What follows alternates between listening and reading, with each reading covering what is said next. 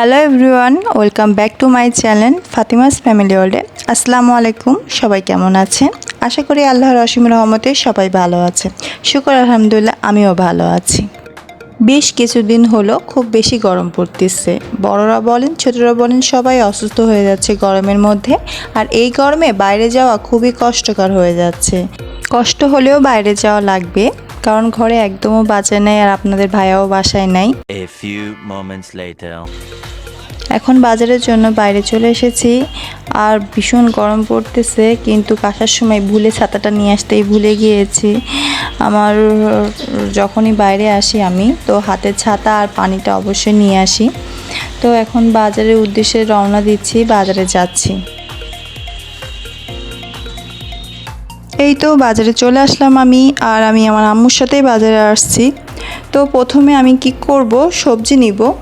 এখানে আমি কি সবজি নিব সেগুলো আম্মুকে বলে দিয়েছি আগে থেকেই। তো আম্মু এখানে সবজি দেখছে, আর আম্মুকে সবজি নিতে বলছি। তো এখন আমি যাব মুদিখানার দোকানে কিছু শুকনো জিনিসের জন্য।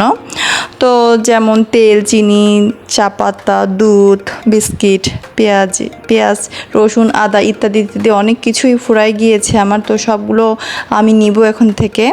আর আম্মুকে আগে সবজি কিনতে বলে আসছি, আর আমি এখানে এগুলো নিতে আসছি কি, যেহেতু বাইরে প্রচুর রোদ পড়তেছে, আর সময় এতক্ষণ বাইরে থাকা যাবে না, বাসায় বাচ্চা রেখে আসছি, সেজন্য তাড়াহুড়া করেই সব কিছু নিতে হচ্ছে। তো মাছের বাজার চলে আসলাম। এখানে সব কিছু একসাথে থাকে, বা তরকারি, কাঁচা বাজার, মাছ সব একসাথে পেয়ে যাবেন।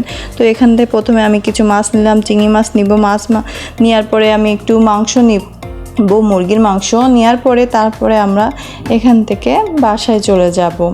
যেহেতু ভিডিওটা অনেক লম্বা হয়ে যাবে, তো আমি শর্ট করেই সব কিছু দেখিয়েছি।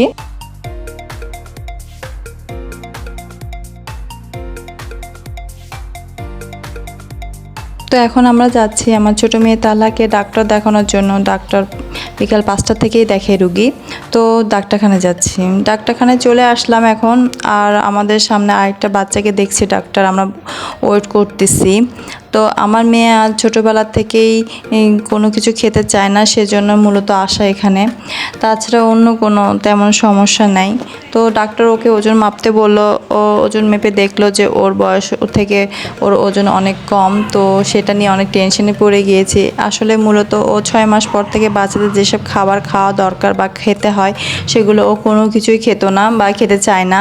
ওর কোনো কিছু জোর করে খাওয়ানো হলে সেটা বমি করে ফেলে দেয় মুখ থেকে।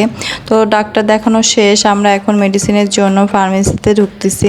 তো ডাক্তার ওকে মূলত 3 মাসের ওষুধের কোর্স দিছে, 3 মাস ওষুধটা খাওয়াতে হবে। তো এখন আমি সেই ওষুধগুলো নিতে যাচ্ছি।